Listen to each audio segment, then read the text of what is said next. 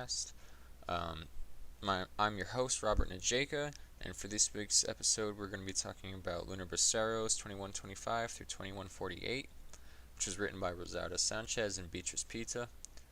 Um, so I'm going to be talking about the dystopian future in the novel, and specifically science fiction's role in the portrayal of contemporary problems. And past problems, and also how those relate to working class minorities being marginalized from society and treated as waste. All right, so the first thing I want to talk about is the title of the novel, Lunar Braceros, and um, how it references the Bracero program, which was a program between the U.S. and Mexico for agricultural workers. It was for the most part beneficial to U.S. and Mexico. It helped U.S. With the food supply during World War II, and it helped Mexico with their economy during this time. It wasn't necessarily a good thing completely, because the braceros didn't need to be paid as much as domestic workers. They were often used as ways to thwart unionizing and just prevent domestic agricultural workers from pushing for better pay. Sanchez and Pizza chose to kind of focus their novel based on this program and really focus on economic prosperity over human lives.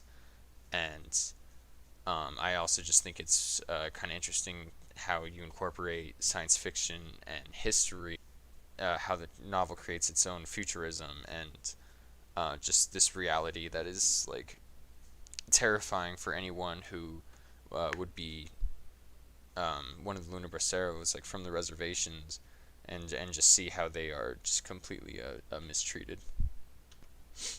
And for my next point, I'm going to be talking about forcing and challenging identity in Lunar Braceros. And what I mean by forcing identity is how the Calitex state kind of forces the identity of waste on the Braceros because of them being from the res. Um, and I think the second quote is kind of just sums that up really well in how they're alienated by their positionality as res lifers. So it's kind of interesting to see the struggle for identity between the Braceros and the Calitex government, where the government is viewing them quite literally as nuclear waste and just not having any value and not having any humanity. But I think the main focus of the novel is how they resist that conformity to that identity. Um, and that's kind of that first quote I have here, where their resistance, it was a struggle to maintain their identity, and I think part of that you can see with Lydia and Pedro, where she uses this kind of metaphor for going against the wind,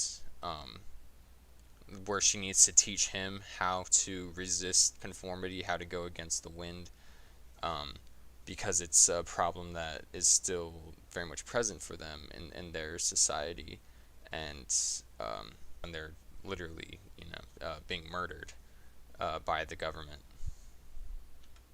And that kind of leads into my next point, which is the effects of neoliberalism in Luna Braceros. And what I mostly mean by that is the effect of the government in Luna Braceros and kind of capitalism in the future.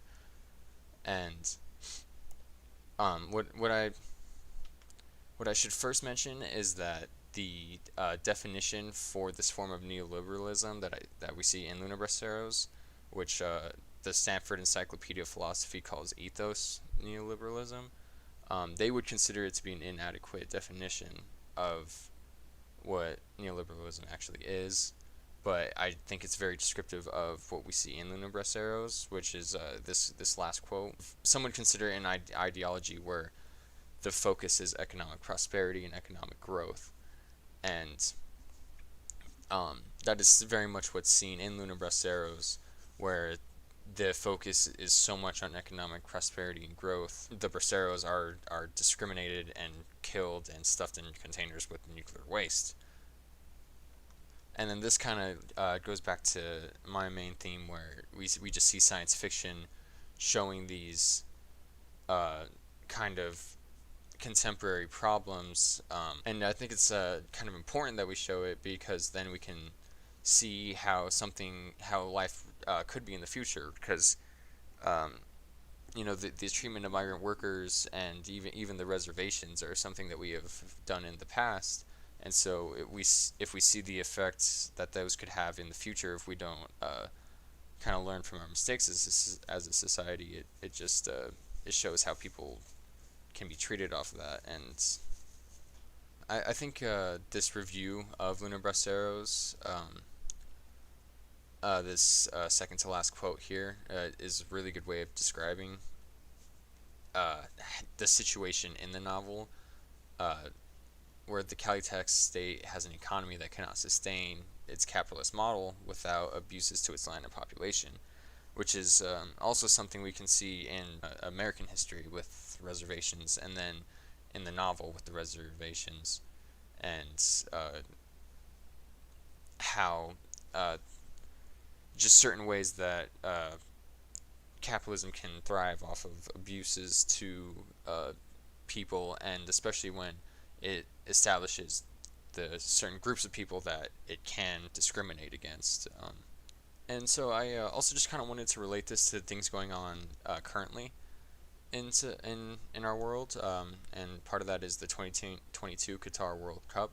As I'd seen from several news articles that over the span of over 10 years since they picked where the Qatar World Cup was going to be held, there's been over 6,500 migrant deaths from 5 different countries: India, Pakistan, Nepal, Bangladesh, and Sri Lanka. And one of the things I had seen from this was actually from John Oliver, where he describes that there's a problem with the work visas in Qatar, where workers weren't allowed to leave until they had completed all the work they said that they would. And I think part of that contributed to the deaths of these thousands of people. And we can also just see the effects of not treating migrant workers properly. And with Lunar Braceros, it kind of seems like it's a crazy twist on things that wouldn't really happen, but at the same time, there are currently situations going on that's very much like the Lunar Braceros. Yeah, so in conclusion, I just think that including contemporary aspects and past aspects of society into science fiction just brings a lot of livelihood to it, and character, and just a sense of realism. Some other works of science fiction that I think are like Lunar Braceros here, Cyberpunk and Ender's Game. Mostly Cyberpunk, I think, is very similar in the way that it shows an extreme capitalist model abusing its people and its land, and that one also just really reminded me of Lunar Braceros, because that one has the moon as kind of an outlet from all the problems going on Earth. And yeah, I think that's going to be it for the science fiction podcast this episode, and thank you for listening.